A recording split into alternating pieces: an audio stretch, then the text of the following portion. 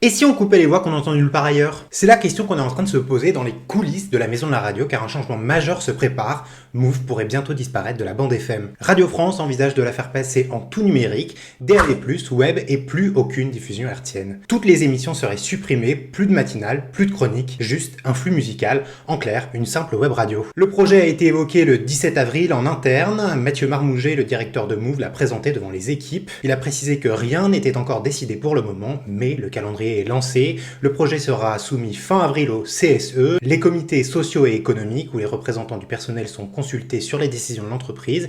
Une consultation s'ouvrira et une mise en œuvre pourrait suivre dès septembre prochain. Officiellement, ce n'est pas une fermeture, mais en coulisses, les signaux s'accumulent. Pas de gré d'été, pas de nouveaux recrutements, pas de rentrée préparée. Plusieurs salariés parlent d'une fermeture qui ne dit pas son nom, justifiée par des décisions économiques. Selon le dernier rapport budgétaire de la Cour des comptes, Move représente un coût annuel d'environ 6 millions d'euros. Radio France, de son côté, prévoit un déficit de 5,3 millions d'euros pour l'année 2025, après une baisse de près de 24 millions de son budget voté par le Parlement. Côté ressources humaines, la direction parle d'un redéploiement. Une trentaine de salariés en CDI pourraient être reclassés sur d'autres antennes, mais la majorité des effectifs, pigistes, CDDU, alternants, n'ont à ce stade aucune garantie et rien ne dit que leur mission ou que les sujets qu'ils traitent seront repris ailleurs. Pour justifier ce changement, la direction avance que les jeunes écoutent davantage les stations généralistes de Radio France. Les marques qui arrivent le plus à conquérir les jeunes sont les grandes marques de la maison, a-t-on expliqué à Satellifax, en référence à France Inter ou France Culture. Mais Move, ce n'est pas qu'une affaire d'audience FM.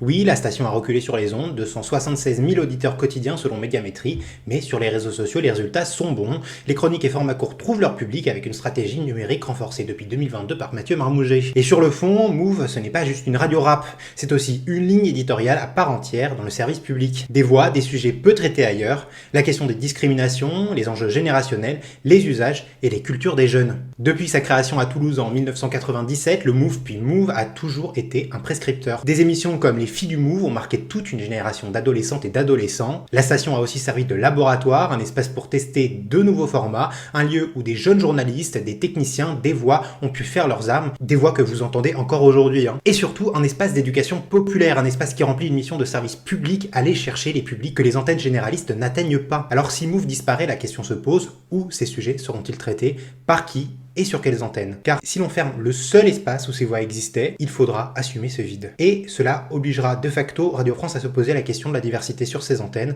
dans ses incarnations comme dans sa programmation.